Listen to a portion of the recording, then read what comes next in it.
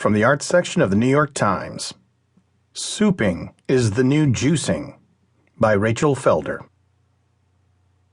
For the last few weeks, Vivian Zhao, an investment banker who lives and works in Manhattan, has spent each Monday on a cleanse, consuming over the course of the day 5 liquid-based meals delivered in single-serve plastic containers. Among those typically included on the menu, pinto and black beans cooked with tomatoes and morsels of spinach and bok choy, garlicky carrots mixed with onions and alkaline water, and pureed pumpkins spiked with cardamom and Saigon cinnamon. Like a growing number of people, Zhao came to the routine, known as souping or going on a soup cleanse, after finding juice cleanses, which she tried several times, too extreme. The juice cleanses are difficult because you don't chew, and you don't feel like you're eating anything for days at a time, she said. You're just really hungry. Zhao orders from Splendid Spoon in Brooklyn, which offers vegan, gluten-free soups in single-day cleanses, with the option of adding 5 hearty soups as meal replacements over the course of a week. About 3/4 of its clientele, predominantly women, choose the longer version, according to Nicole Chazar, the company founder. Sales, she said, have tripled annually since the line was introduced in 2013.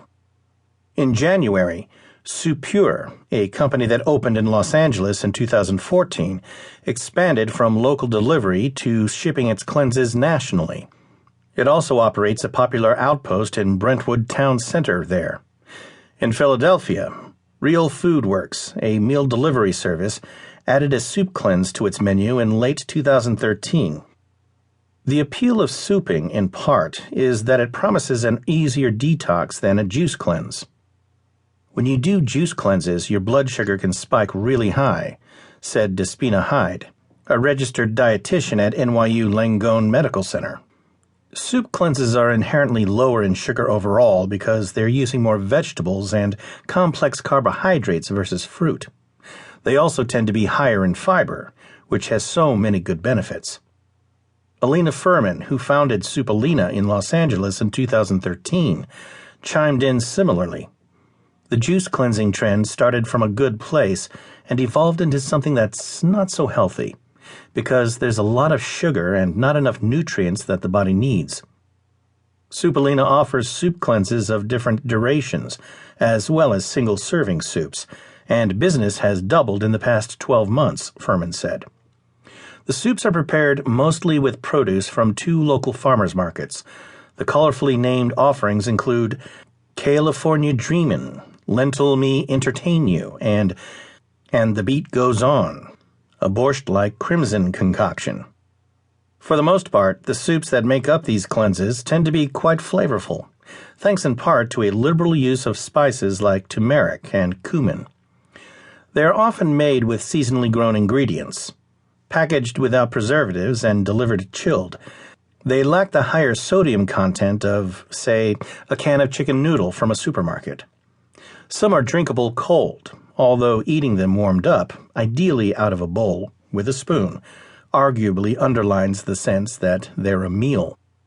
Soupure includes hydrating fruit-flavored alkaline waters as part of its cleanses, and a couple of drinks that are challenging to describe as soup, like a thick, sweet blend of strawberries and cashews that tastes somewhat like a dairy-free milkshake.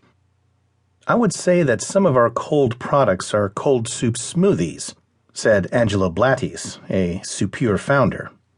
We try to use the word soup for juice to just get across the point that it's thicker, it's more nourishing, and it's more nutrient-dense. Soup cleanses also tend to be quite low in calories, often hovering around the 1,200 mark for a day's worth of soup. That's right at the borderline, said Hyde, the dietitian. A lot of people I work with need between 1,400 and 1,600 calories a day. You're going to lose weight on low-calorie diets, of course, but it can lead to muscle breakdown.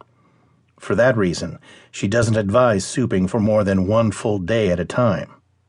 For those who prefer to make their soups from scratch, several books on soup cleansing have recently been published, including The Soup Cleanse by Blattis and Vivian Vella of Soupure, and